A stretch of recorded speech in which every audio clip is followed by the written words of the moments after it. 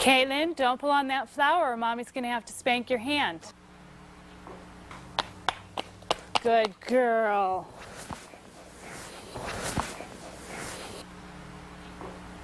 Growing Kids God's Way. In this particular session, we're going to be talking about the development of the human conscience. In fact, we're really beginning a four-part series on character development, but the place we start is how does the human heart receive moral instruction?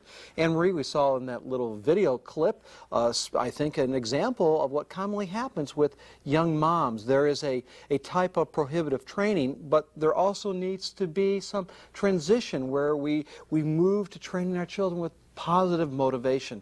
Talk to us for a moment about that. Well, that's going to be part of the content of tonight's teaching, and the key theme that we want you to walk away with is to realize that the moral conscience needs training. And that is true, whether it be your child's moral conscience or yours. We'll be right back with our class. Welcome back to another session of Growing Kids God's Way.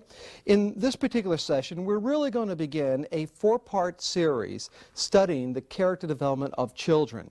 Now, the place we're going to start is talking about the human heart. That's where you place biblical values. That's where you place those values that are precious to you, precious to the Lord. That's where you're going to put them into your child. So we're really going to study in this particular session the development of the human heart, otherwise known as the development of the human conscience. Let me give you some theological facts about the human conscience. We know in the Old Testament that the word leb, L-E-B, is used over 860 times. And in the New Testament, the counterpart in the Greek is used over 30 times. In other words, there's a reference to the conscience or the human heart that many times. God has spent quite a bit of time talking to us about the human heart, your child's heart, and your heart.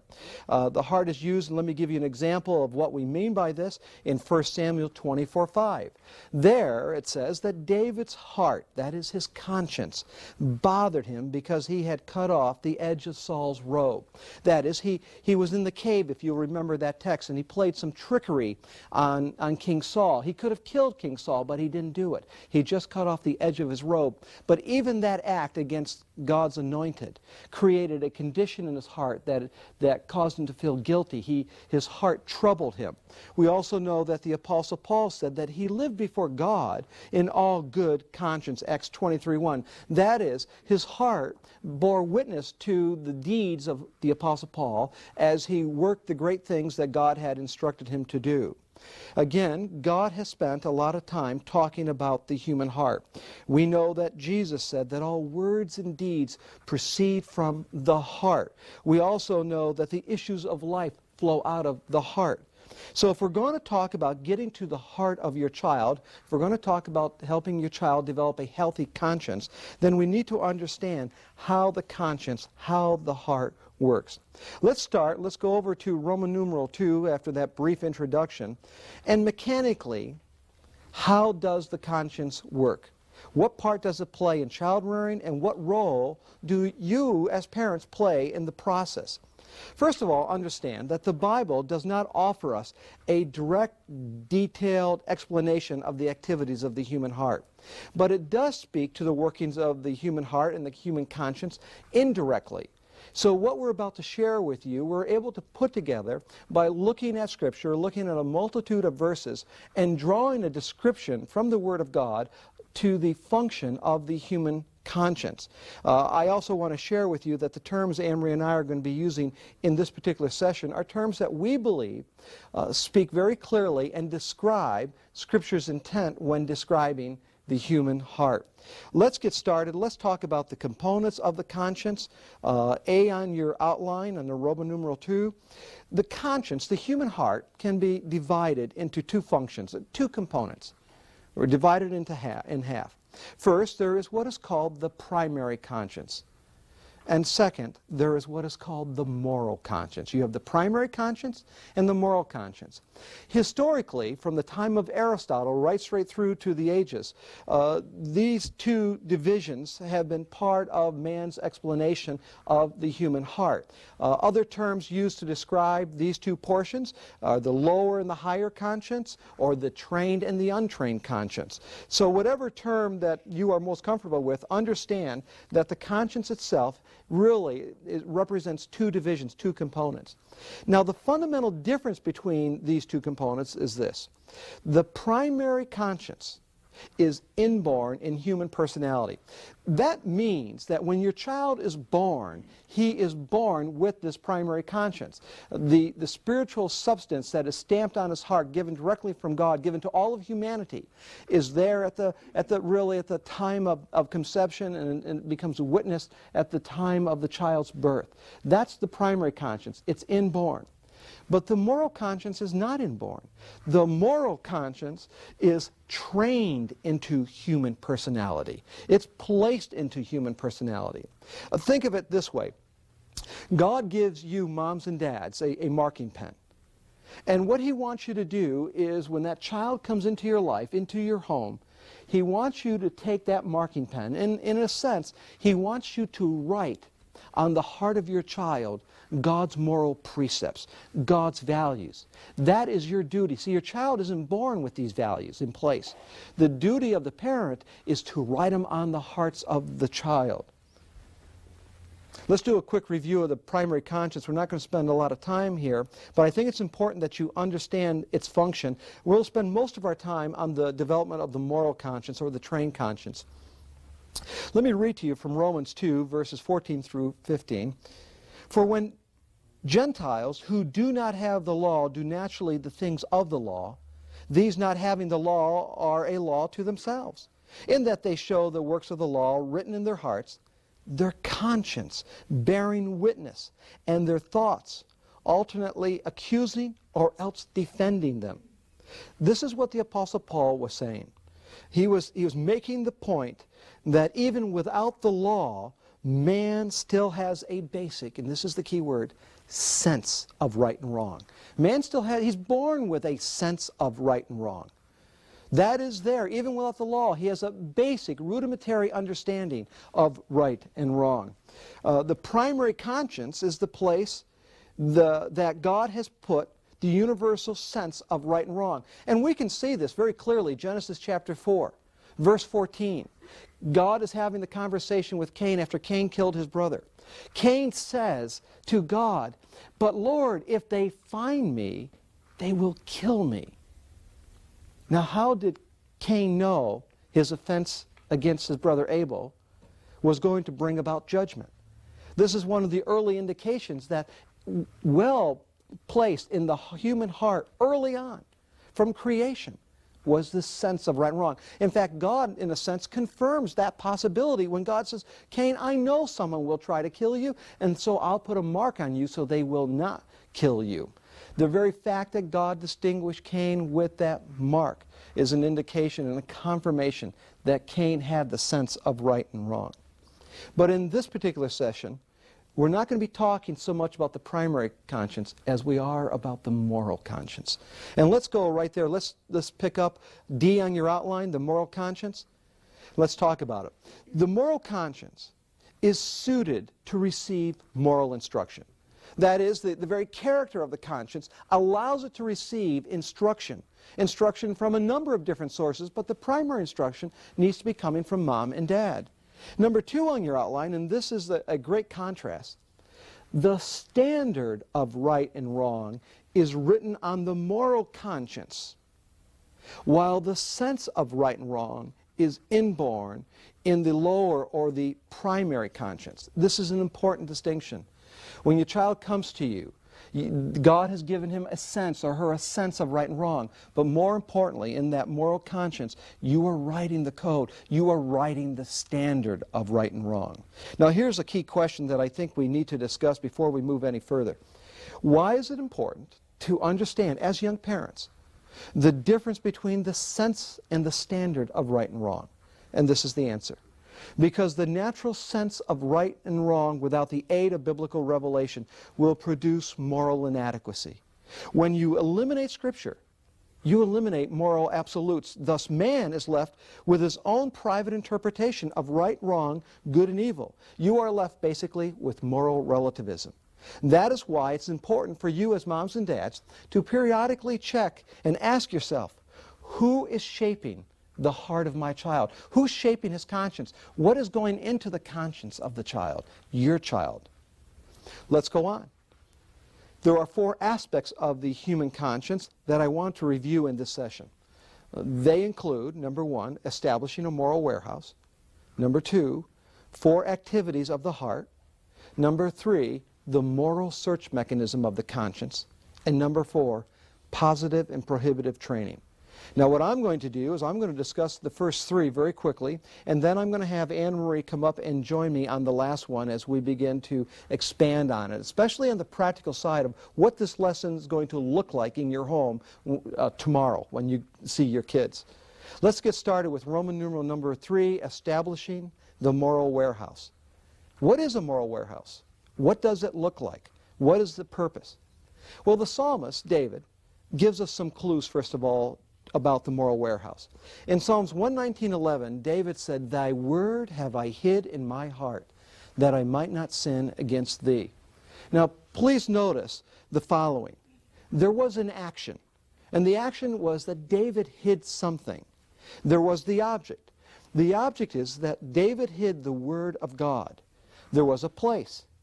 David hid the word of God in his heart. There was a reason.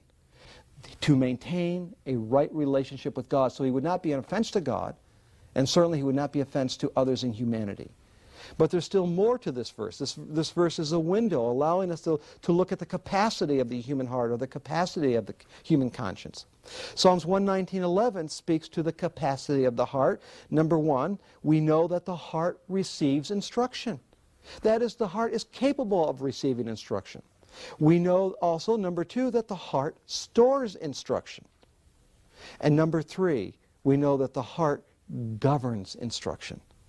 All of this is seen in that beautiful statement of David's, "Thy word have I hid in my heart, that I might not sin against thee." I want you to consider the heart like a warehouse filled with many stacking shelves. I think we've all seen those large warehouses, or maybe those long barns. And if you could put inside, by your imagination, stacking shelves in those barns, and what needs to be placed on those stacking shelves are values. It's your job as a mom and dad to go into that warehouse and to deposit in that warehouse God's values, and so that your children will have something to operate from. As a mom and dad, you are responsible for the depositing God's values into the heart of your children. And that also means you need to know what they are. You need to know more than just right from wrong. You need to know why right is right and wrong is wrong. That will help you in the process of depositing these truths into your child's heart. From the warehouse, we move to the internal workings of the conscience.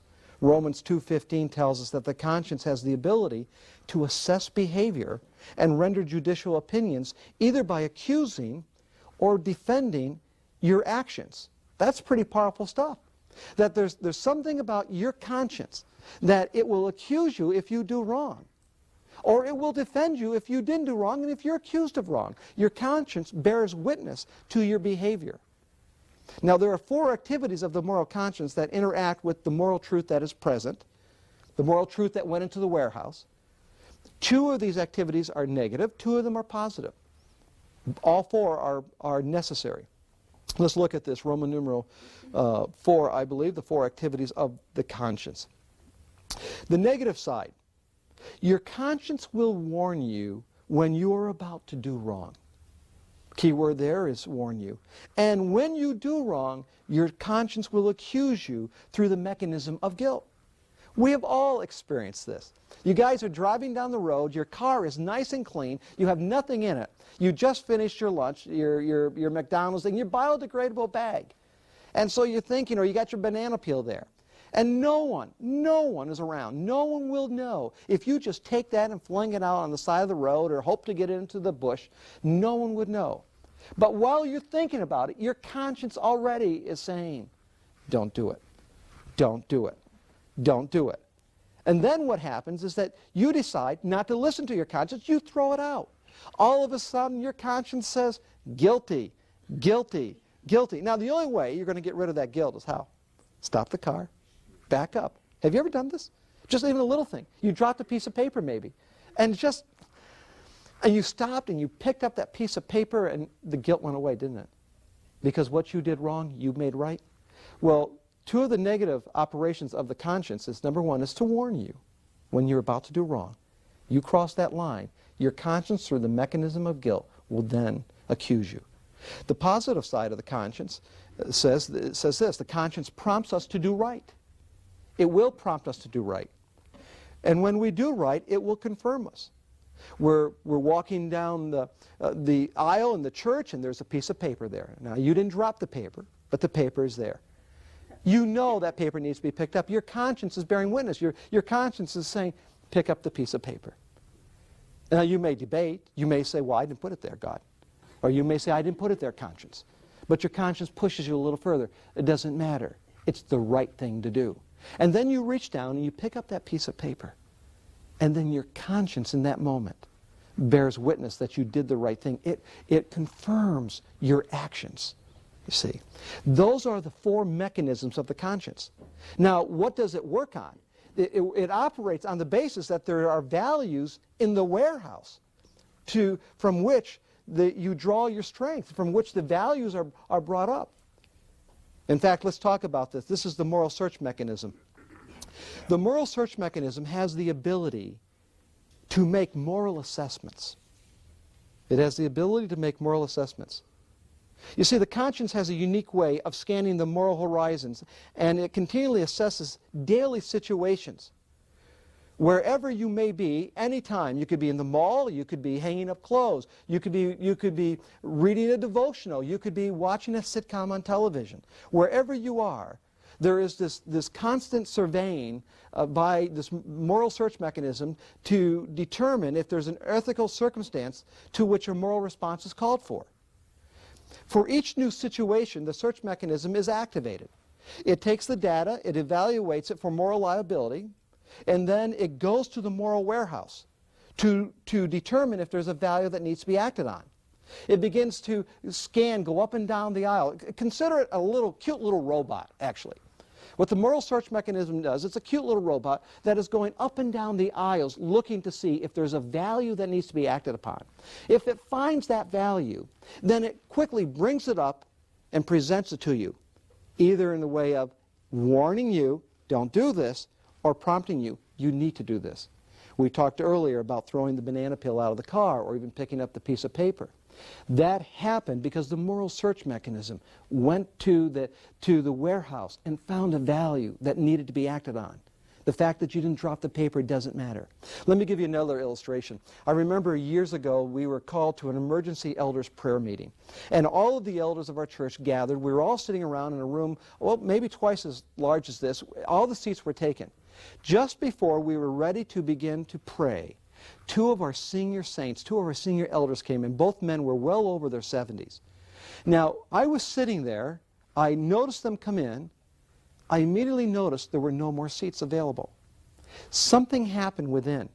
My moral search mechanism went to work. That little robot began to scan in the moral warehouse, searching to see if there was any value that needed to be acted upon.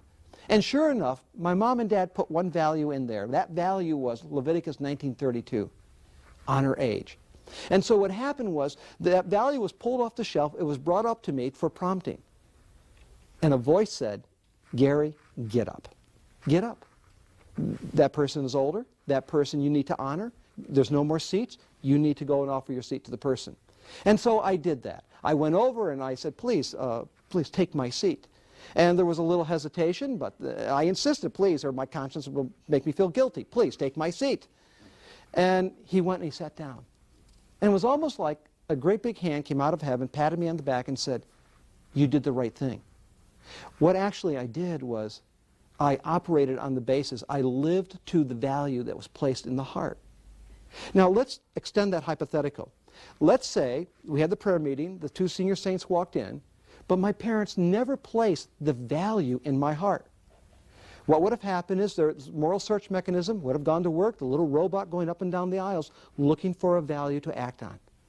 If it doesn't find a value, it comes up and says, no moral circumstance, ethical circumstance need to be acted out. And I would have sat there, oblivious to the higher moral standard and not have acted on it simply because no one placed it in my heart. You see, it all comes back to mom and dad. You have an incredible responsibility to put into the heart of your child values that ultimately the heart is going to operate. You see, if there is no principle to stir the heart's not going to be stirred to action. How are you shaping your child's heart? Let me just summarize this very quickly before we bring Anne-Marie up here. What we have thus far is, as we begin this character development series, we talk about what character looks like, the values that you're going to place into your child's heart. We need to understand the mechanism of the conscience, of the heart. We said that there's a primary side, that is represents the sense of right and wrong. But most importantly, for where you folks are, is there is the trainable side, or the moral conscience. That is where you are going to write the moral code. Not only the code, you're going to write the standard. Not only the standard, you're going to write the standard of consistency. You see, some parents write the standard. They can go through a class like this. They could open up their Bible. They can go to Proverbs. They can write the standard. But there's more to the standard. The consistency that motivates the child to continually do right. We talked about the moral warehouse. That is the heart. That's really what it is. It's a big moral warehouse where you deposit moral values into. We talked about the 4 activities of the conscience. There is the warning side, and then the accusing if you do wrong. There is the prompting, then the confirming when you do right. We talked about the moral search mechanism. That is literally the mechanism that every time there's an ethical situation presented to you, immediately that search mechanism goes to the warehouse. It starts looking for a value. If there's a value in the warehouse, it brings it up and says, you need to do something with this. Or you need to avoid this, positive or negative. Okay? That's a start. That's a good introduction, a good foundation, but there's a lot more to talk to you about. We need to be talking about positive and prohibitive training. Right now I want to stop right there because I want to save this portion and discuss it when Anne-Marie comes up. So let's pause right here and let's have Anne-Marie join us for a further discussion on this all-important topic. Well, Anne-Marie, we were talking about the primary conscience, the moral conscience, the sense of right and wrong, the standard of right and wrong. We have talked about the 4 activities of the conscience, the moral search mechanism, the importance of parents putting values into that moral warehouse so that the moral search mechanism has something to act on. This is foundational of a lesson before we move into the character development series, and yet there's still more to talk about the conscience. Before we move on, let's get your thoughts up to this point. This is really one of my most favorite lessons, partly because I think every time I hear it, it pricks my own conscience to realize and stop and think, okay, why do I do right? And why do I avoid wrong? And then thinking about it from your perspective as parents and the awesome responsibility it is to write it on your children's conscience, and even for us as grandparents, how we have that opportunity to reinforce on our grandchildren's conscience the standard that our children are writing on it. So exactly. And, excuse me, that's a biblical injunction. Deuteronomy 4:9 speaks very clearly that the truth that was imparted from Moses to the parents who were taking this new generation into the promised land, that they were to communicate the moral precepts given to them by God to their children and then do it again to their grandchildren. So the point you're making is really critical. Not simply because you guys are young parents, but someday, Lord willing, you're going to be grandparents, and you best understand that the responsibility of parenting doesn't end when those kids are out of the house, but your responsibility in parenting continues even when your children will be bringing home those beautiful grandchildren. You are still to be helping impart and place in the moral warehouse the great truths that God has left us. So go ahead from there. One of the saddest commentaries that we get from young parents, of whom some of you are, when they hear this whole concept of the moral warehouse, they realize that their moral warehouse is near to empty. And it really is of a great concern to them because they're realizing the responsibility that they have to teach their children, but it's like, what about me? And so these things do have to first be in your heart before you can then impart them to your children. So there is that extra sense of responsibility, and you already talked about where they're going to get that standard is from the Word of God and spending time there to know what it is. Well, this lesson continues, honey. We want you to pick up on your outlines. We're talking now about positive and prohibitive training. That speaks to how the conscience is going to be developed. It's going to be developed positively. You're going to encourage your children when you place a value in and they act on that value. You encourage them. You do that through reinforcement, through positive reinforcement of their healthy moral behavior. But you're also going to do it through prohibitive training. That is, you're going to restrain, you're going to discourage wrong behavior. So on your outlines, let's talk about this. First of all, Anne-Marie, prohibitive training is used in the early years, usually 10 months to 3 years of age, but positive training takes over more consistently after 3 years of age. And the reason we say positive training takes over more consistently, it's because the child has reached a place where their cognitive development is able to begin to process much of the moral information is starting to make sense. Prior to that, the prohibitive training is in place. That is when you moms will be saying, no, that's off limits, no, you cannot touch that, no, you're not to take that. You are restricting, you are holding the child back. That's prohibitive training, and there's a place for that. But at the same time, you've got to make a transition over to the positive. In child training, both positive and negative training is absolutely needed. Now, honey, on their outlines, and we speak about this in the book also, we give a warning, and that warning is they must make the transition from prohibitive to positive training. Now, what are we saying there, and why are we saying it? Well, it gets very tempting to stay in the prohibitive mode. But eventually, as the child grows and matures, you do need to move towards that positive, because what you want eventually, obviously, is for their heart to be the one that's going to guide them, not your no, you can't do that. In fact, we'll expand on this in our next session when we talk about the first portion of character development, understanding authority and understanding parental authority, and the process that you will go from ruling your children when they're very young right up to leading your children when they become preteens and teens. That's for next week. Right now, why don't we stop right here? Let's take a look at the scenario that we presented at the top of this session, and then we're going to look at the second side of it. If you remember the first scene, we had the little girl attempting to go and pick that flower, and you heard from the mom the prohibitive warning. No, if you pick the flower, Mommy's going to swat your hand. That child knew that she didn't want that swat, so she let go of that flower. Let's continue, though, with the scenario. Let's move it 1 year later.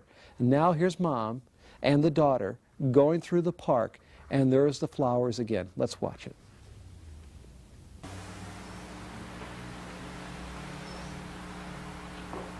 Caitlin, don't pull on that flower or Mommy's going to have to spank your hand. Good girl.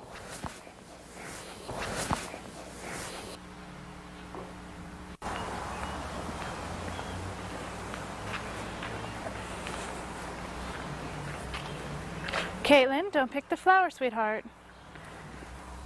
Do you know what? If you pick the flowers and all the other children pick the flowers, there won't be any flowers left for the rest of the people who are coming on their walks to enjoy.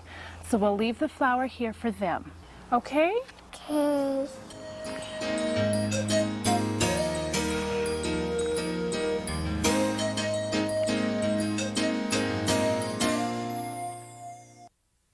I hope that makes it very clear for all of you how you're transitioning from the prohibitive to the positive training. As we saw in that first clip, there was a no and Mommy will swat your hand. It was the fear of reproof that restrained the child, not the love of virtue. But as we moved into this third year, as the child went to the park, did you notice that the mother deposited into the child's moral warehouse the moral reason why? She explained about other people coming behind and how if all the other children picked flowers, there would be no flowers for everyone to enjoy. Now the child has not only a principle, but they know, or she knows, what the principle looks like. Now her conscience is being developed because there was a deposit made into the moral warehouse. This is the positive things that we're talking about. Does that mean, honey, that there won't be any more prohibitive? Oh, no, especially at this age, there's still going to be prohibitive. And actually, reality is we still have prohibitives in our own life. But we want to more and more move towards doing the right because of the love of virtue, and that becomes our motive. Yeah, actually, if there's no value placed in the moral warehouse, ultimately the child will become, well, emotionally vulnerable. Because there's nothing to guide the child, so there's no security in the moral decision-making process. The child always lives on the edge of fear, wondering, is this decision going to be the wrong decision? Because there's no guidance morally. They don't know what is right. If I could just use this illustration too, you mentioned in the teaching about parents kind of given a marker to write on their child's conscience. Now, some of your children, like little Becky, she might respond very well to her mom's preliminary teaching, and she's got this lesson down. Now, for others of the children that live in your home, you're going to take that marker, and you may have to go over this lesson several times before they finally grasp it. So that comes from knowing each one of your children. And don't be discouraged. You know, God gives you these windows of opportunity to see inside your children's hearts. So instead of saying, why isn't she getting it as quick as this one is? It's a different child, and there's probably a very important lesson for you to learn in the process too. Well, honey, to bring some closure to this entire lesson, I want to just talk to you about the healthy and the unhealthy conscience.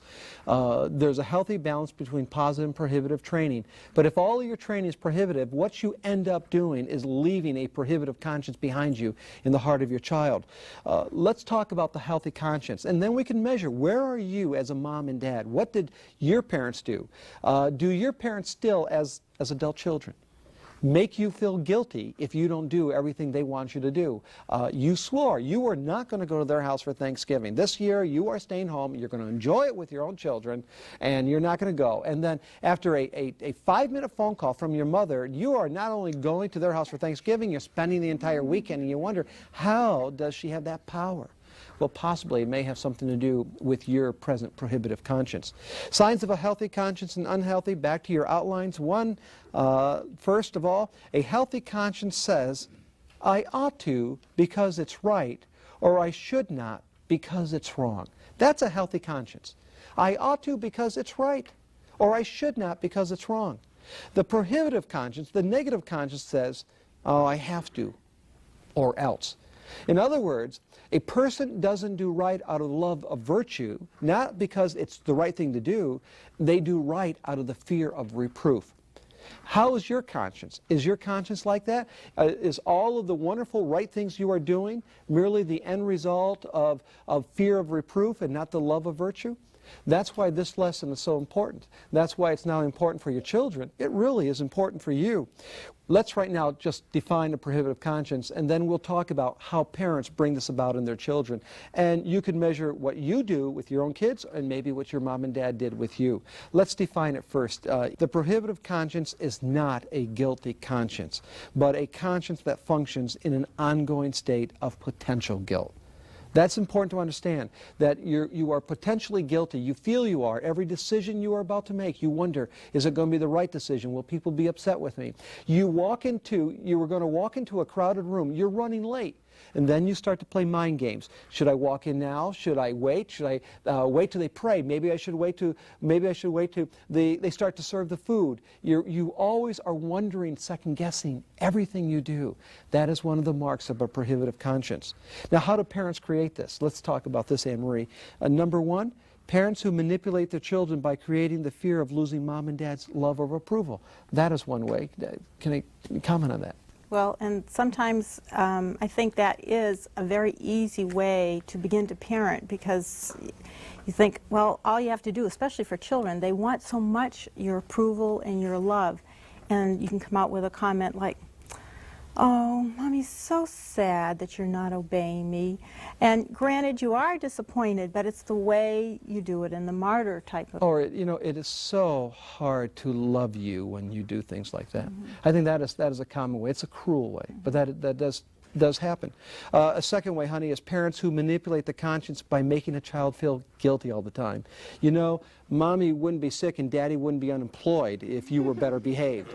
Okay? That is another way. But third, and most important, because this really ties in our original premise back in chapter 1, it's parents who fail to provide the moral reason why. If you do not deposit the moral reason, the value, the real principle into the heart of your child, then your child is most likely to develop a prohibitive conscience because they have no clear value. Maybe you could better understand the words of Jesus when he said, "The truth will set you free." What truth is he talking about? It's not merely the gospel truth, although that is freeing because it frees us from our sin. But it's the moral truth that is embodied in the very person of Christ. When that moral truth, that is a reflection of the very character of God, is in the life of a child, that's the freeing agent, that the child is no longer shackled by fear, but by the love of virtue, by the knowledge of truth being in their soul and being in their hearts. The prohibitive conscience is a burdensome conscience. It affects the training of how you were brought up, but it also affects how you will train your children. Our question for you is this, in closing. Do you have a prohibitive conscience? Maybe you do, maybe you don't, maybe you have a wonderful conscience. How do you know? We have put together a test that we want you to take right now as we close, and it's the prohibitive conscience test. You go through these questions, and then in your workbook you're going to find the score sheet. We're going to leave you with this test. We want you to talk it over as a husband and wife. And certainly when we get back together in our next session in your review time, we're going to be discussing also the results of this test. Think it through. There was a lot in this lesson. Some final thoughts, hon? Well, before I share a few thoughts, I want to go back to your prohibitive conscience test. And when you take that, if you find that you score high, make sure you do your reading, because the answers to how to deal with that will be part of your reading assignment. But there's a couple of issues in regarding to children particularly that I want to address. One being with your firstborn, your oldest child. They tend, because of their placement, obviously there's nobody else in the family, that they tend to want to please and do the right thing. And it's very easy for them to develop a prohibitive conscience. So it's imperative for them, really, that they understand the moral reason why. And so if you have an older child and you see that they are taking on all the burdens of the world, review and go back and talk to them. And then we're going to go down to the other end. You know, if you've got a number of children, the younger ones do learn from watching the older ones. And so they may not make so many obvious blatant points of disobedience, and it might look like, oh, they're developing a real positive conscience. Make sure you take the time to ask that child that always seems to do the right thing, why are you doing it? Mm-hmm. So that you know that you are truly writing on their conscience, and they're just not doing it because they see, oh, big brother or sister gets in trouble, so I'm not going to do that, I'm going to avoid it. That's not the motivation that you're after. So either way, that whole issue of the moral reason why is critical. Yeah. Right action, right patterns without moral knowledge is dangerous because it'll show up in the teen years. Right. Let's close with this key thought right here. A deficient moral warehouse forces the child to make moral decisions based on the fear of reproof or hope of praise rather than the merits of the situation. Because there is no moral principle to stir the heart, then fear of reproof and not the love of virtue drives the child to action. This has been a great start. We're going to move into the character development series in our next session. God bless you. Thanks for joining us in this one.